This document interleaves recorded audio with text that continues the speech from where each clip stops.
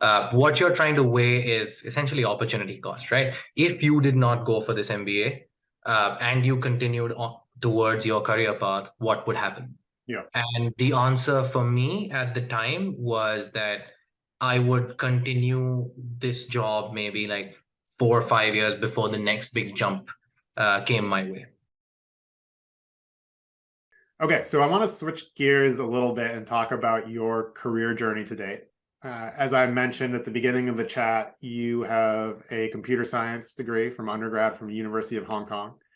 But your first job in finance, you did not actually take an engineering position, which these days, given, there's great career paths, a lot of people are dying to get those type of jobs. Even those days. Tell me a little bit about what was the thought process there? Yeah, absolutely. So I did an internship in at the end of my penultimate year of undergrad, and that internship was with the project management side of UBS. I landed there just because my interview with the interviewer was really interesting. He was a project manager at the time, and I was like, I would love to do your job the way you describe it. It's like, cool. So we sort of had a very cool tag team when I was an intern. I got to see the side of project management. We were doing software project management largely, but I got to see how we are managing budgets, how we are managing resources in terms of people as well as infrastructure, how we are doing stakeholder management, timeline communications, MIS reporting, stuff like that. I just found that to be a completely new world that I really liked, and that just piqued my interest a little bit, not a lot more, than sitting down and writing software code. Yeah. I have the skills of writing code. At that time also, I knew how to write code. I was learning that exactly in my degree, but it was not something that was bringing me joy. I was not enjoying myself writing lines of code on a screen. So I felt like even though it's great problem solving that you do while you're writing code, it's a very interesting way of expressing yourself to a computer. I felt like I'd rather express myself to people and work with people and just have a more people facing job. Yeah. So what I did was once I wrapped up that internship, I restructured my final year of courses to focus more on industry courses like distributed development management, things like software project management, quality management, stuff like that, in terms of just taking an industry lens to taking an industry lens to software instead of taking a software engineering lens to software. Got it. So pivoting away from the theoretical coding based courses, when I started doing those management relevant courses, I started enjoying myself a lot more within my degree itself. And so I was like, this might be a very cool job for me. And once I started at UBS as a project manager, I quite liked, the ownership of the end-to-end projects, working with developers, business analysts, people approving the budgets, risk, compliance, all the way to marketing. Yeah. It was a nice journey and also a good lens into seeing how an industry or how the specific bank that I was working for functions.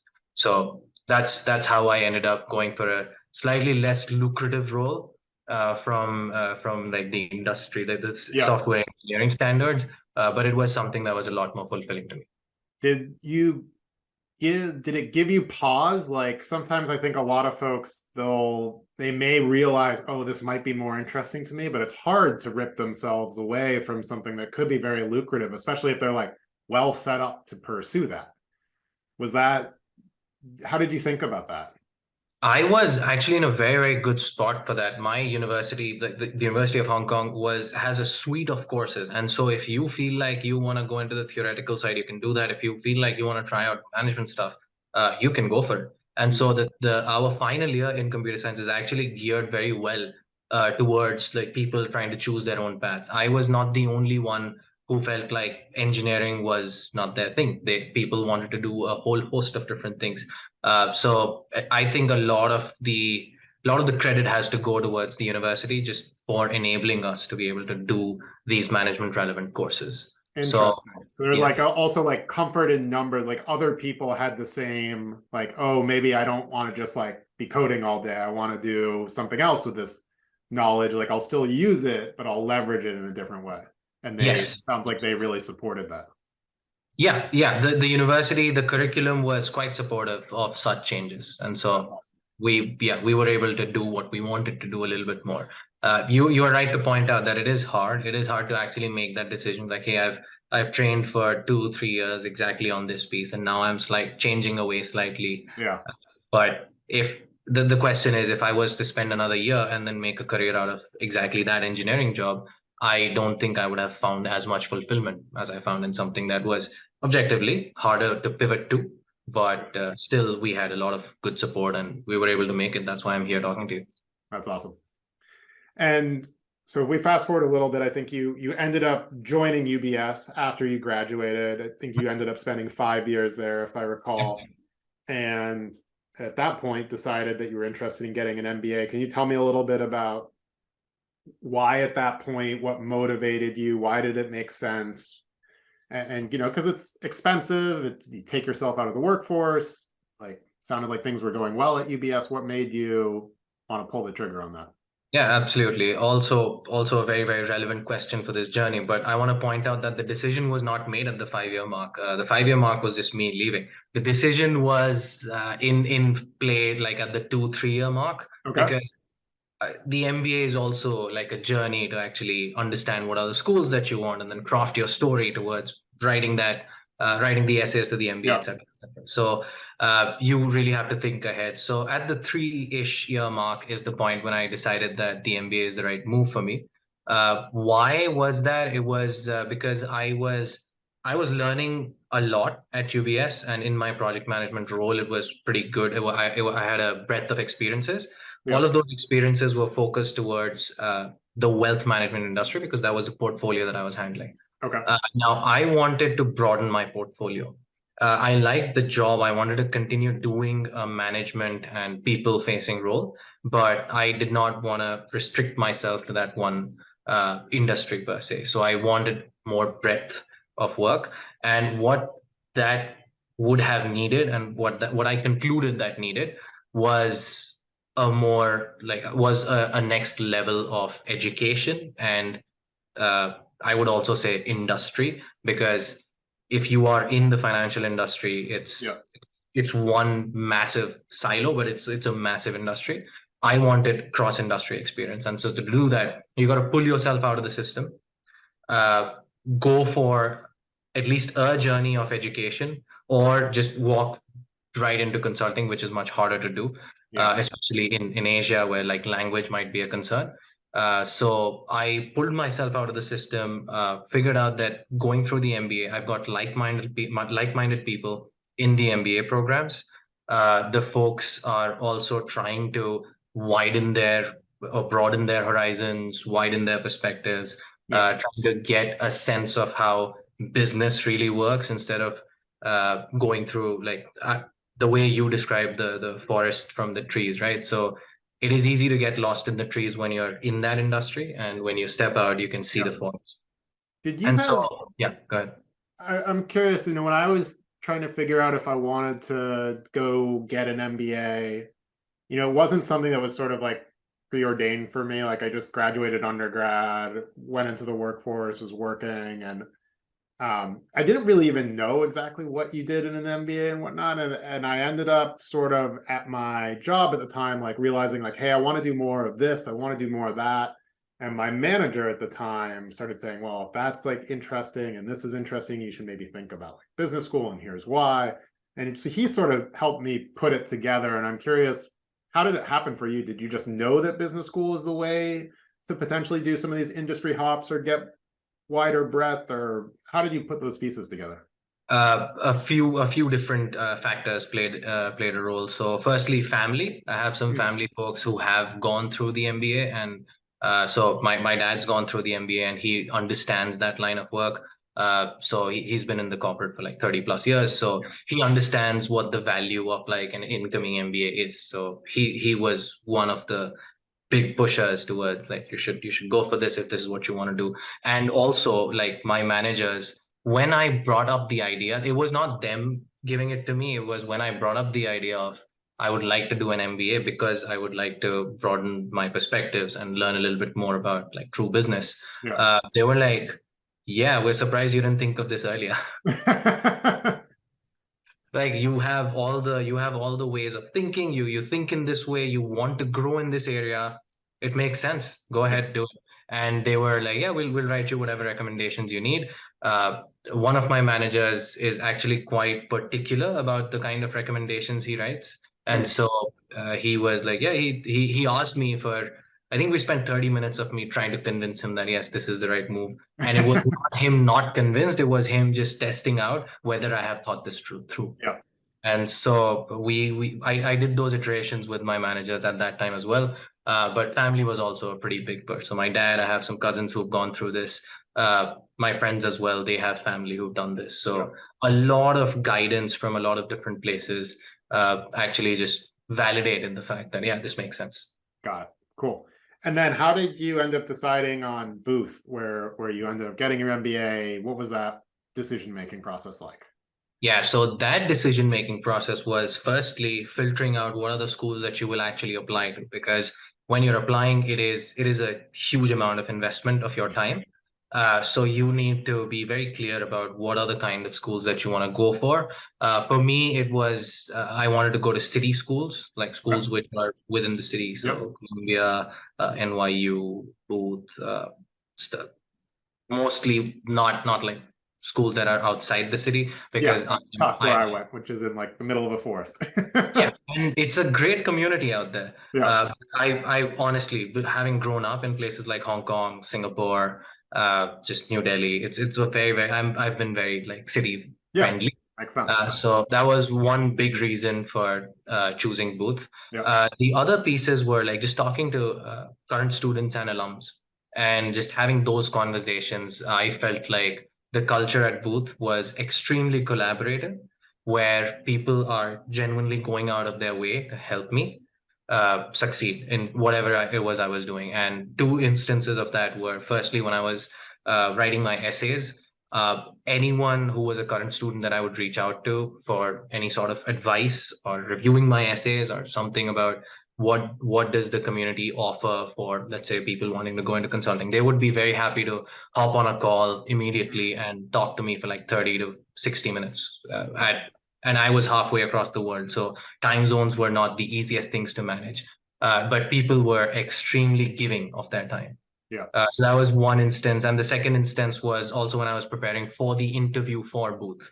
The kind of support I got and very tactical advice that I was given by folks who have been through the journey. And so that's what honestly convinced me that, yeah, this is a place where I personally feel like I can thrive because I prefer collaboration over competition if I can choose my way. Yeah. Yeah. Yeah. I mean, I think that you mentioned that sort of twice in the conversation so far, like the collaborative nature going through the consulting interview process and that really being, helpful and a really big benefit to you. And, makes sense that that sort of was something you focused on when you were picking schools as well. Yeah. I know like as we were talking about your background before this call and actually jumping on and filming, you talked a little bit about like as you were making the decision about an MBA, if I hadn't gotten into a top 20 school, I may not have pursued the MBA. And I think, like it's an interesting because like not all MBAs are created equal. And I'd love to just hear a little more like perspective on why for you that sort of felt like the right heuristic to keep in mind as you're going through the process. Yeah, okay. So that's obviously a very important decision that anyone going through like making that decision, like, hey, should I go for an MBA or not go for an Yeah. MBA? That is that is a very tough decision to make sometimes, and sometimes it's super easy. What you're trying to weigh is essentially opportunity cost, right? If you did not go for this MBA and you continued on towards your career path, what would happen? Yeah. And the answer for me at the time was that I would continue this job maybe like 4 or 5 years before the next big jump came my way. Hmm. And I did not necessarily want to continue that for 4 or 5 years before the next jump happened. I felt like the MBA means 2 years of a jump already. And then if successful in my recruiting journey, it's another jump. Yeah. And when I'm using the word jump, I'm not talking about compensation. I am talking about span of control, responsibilities that the company is giving you. And also not span of control from like a people perspective, span of control from like what are you owning, what is the kind Yeah. of Like what you portfolio. get to think about, the problems you get to solve. Absolutely, Yeah. absolutely, the problems you get to solve. So that sort of extended responsibility was coming to me much earlier going through the MBA path. And now coming on to the decision of which school to go Yeah. for me, if I would have gone to, let's say, a non-top 20 school, it is not very clear. It was, and still is not very clear. It was not at the time and still is not very clear that I would have been in a better position. Because if it's not a top 20 school, firms like the MBBs are rarely going to give you as much of their time as they give the top 20. This is an unfortunate fact of how recruiting is working today. Yeah. And so being fully cognizant of this fact, I felt like if that did not have worked out, like if a school the likes of Booth had not worked out, I may have then continued with my job and taken that step Yeah. after 4 years. Yeah. Yeah. That, I mean, that makes sense. And I think like saying, having a very clear, like, here's the jumps I'm trying to make. And I think these schools can give me a high likelihood Yep. of making those jumps because it's all expected value, right? Like Yep. people from anywhere, there's superstars everywhere. But there are, certain places where you're just going to put yourself in a good position. And I think it sounds like you're saying, like, I wanted very high likelihood that I'm putting myself in a great position to do some of the things I'm really interested in. Oh And that yeah, makes sense. absolutely. Because what you're giving up is 2 years in the workforce and whatever it costs to do the MBA, which is Yeah. close to $200,000 for 2 years. Yeah. And so, with those things being given up, it's a pretty big deal that the likelihoods play a significant like role Yeah. in that decision. Totally. Totally makes sense. So tell me a little bit. So you ended up obviously transitioning to BCG after completing your MBA. It sounds like you maybe had given a good amount of thought even before you're going to MBA of like the path that you would likely go down or the path you wanted to go down coming out of your MBA. But tell me a little bit about, what is that the case? Did you know before you went in that you wanted to go into consulting? And if so, unpack a little bit of why did you think consulting was the right next step? Okay, yeah, I think I'll answer this in the exact two frames that you mentioned of the structured thinking, right? Yeah. The first frame of like considering how I thought about going into consulting, and then what was the second piece again? Um, so the first is Actually, in the like, journey. when in the journey did you When actually in the make journey. that decision, and then why was Why? Yes. consulting the right path? Yeah, absolutely. So when in the journey, so when you are preparing your application to business schools, they do a pretty good job of making you internalize and reflect about what it is you want from your career. And you need to convince them that what you're saying is the truth, right? Yeah. So there was a lot of introspection that I did and self-reflection around what do I want to do. And so at that stage of constructing my story is when I realized that consulting is the right thing for me. Mm. Why is consulting the right thing for me? Is because I was really enjoying my project management role and the ability to drive projects front to back and having like touch points with people all across the board. Yeah. And when I saw the opportunities post MBA, I felt like consulting fits exactly into this kind of job that I want to do. It's just a different lens because now you are dealing with clients, like external clients instead Yeah. of internal clients. But it's still a client facing role. It is, you are still managing end to end work. It could be any industry. I work a lot on digital projects given my Mm. background, but Yeah. just those projects, just driving them end to end, working with folks in the design teams, working with folks in engineering, as well as this just the client representatives, working with client counterparts and just doing stakeholder management within and outside of BCG. All of those pieces of work that I realized are very, very similar to my previous job, which I liked. And so I wanted to pick all of that up and continue that with the expanded horizon. Yeah. And that's where consulting made the most sense for me to start off right after the MBA. get my structured thinking, client relationship management muscle, and then see where I would like to specialize. Makes sense. Cool. You've obviously, we talked about this in the beginning, you've lived in a lot of different cities and Yeah. different continents as well. Was it important to you after MBA to stay in the US? Was that something that you were specifically thinking about? And can you tell me, why you made that decision? Yeah, so I would like to call myself a global citizen because of the various places that I've lived, worked in, studied in. So I've quite enjoyed that part of truly experiencing cities instead of, you can travel to a place and spend a week there and come back. That's a great experience nonetheless, but you don't truly get the spirit of the place Yeah. until you spend, like my way of thinking about, if you pay rent there, that's that's Yeah. really getting it. So Totally. that's an interesting way of, like, for me to measure. But why the US is important? Yes, the US is important to me right now because of the nature of my career path at this stage. I am part of one of the largest US headquartered consulting firms on the planet. And so staying as close to headquarters as possible to me feels successful, feels Mm. like I will be able to grow and learn faster. Mm. Essentially, the best possible path for my career right now will be in the US as long as I am with BCG or any other company that is truly headquartered in the North Americas. And Yeah. so that's where the US is important for me to kickstart my career in the consulting line for now. Once I am specialized and I have the right level of experience, I would like to explore my options as to where can my experience or specialization benefit BCG itself in different parts of the globe. So Yeah. if I can carry my digital expertise to different areas within BCG, I would love to do that. Cool. You've obviously experienced a lot of different cultures, and you mentioned this a little bit when we were talking about interviews, but like, hey, this is the first time I'm interviewing, for a US job when you were going for consulting.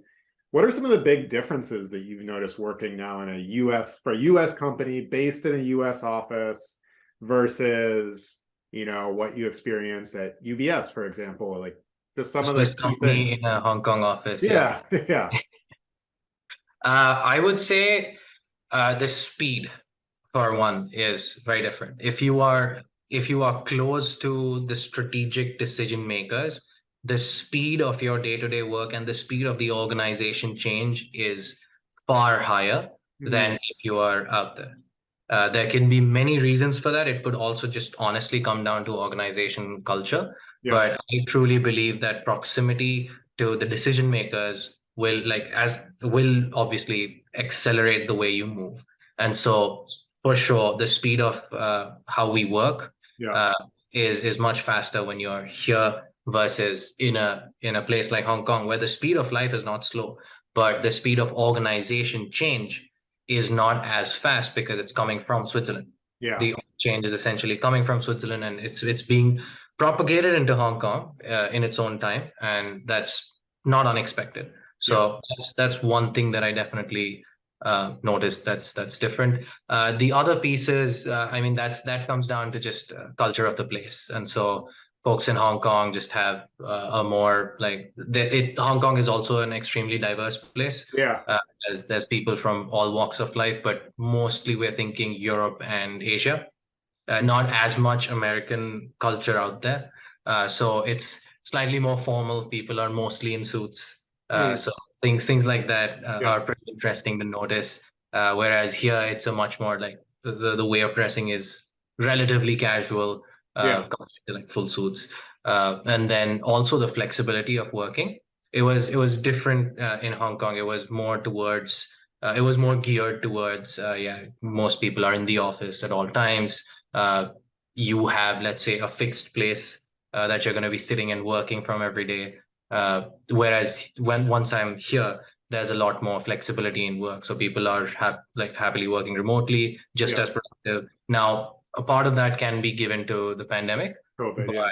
yeah, but I feel like this cultural change or like mindset shift was already on its way in the US. Yeah, way like less formal before the whole pandemic happened. The pandemic accelerated some things. Some things are Yes. coming back, but like, you know, it's like a lot of the things you're describing, I think about your some of the prior environment is like just sounds like slightly more formal work environment. And my guess is maybe some of that comes from industry too, like finance tends to be pretty buttoned up, although maybe not always, Could be. relative to Could some, be. certainly relative to like tech industry where I've spent a Oh lot yeah. of time.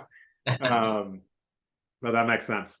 How about if we flash forward, like, you know, now this is always a hard question to answer when people even ask me. But like, where is Yatharth going to be in like 5 years? What are you excited about? What are you thinking about next in the career journey?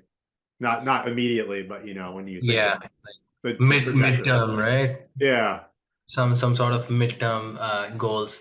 I think I would go back to what I said earlier around as of now, the focus is to stay in the US and build up this expertise that I'm yeah, building up in terms of digital strategy.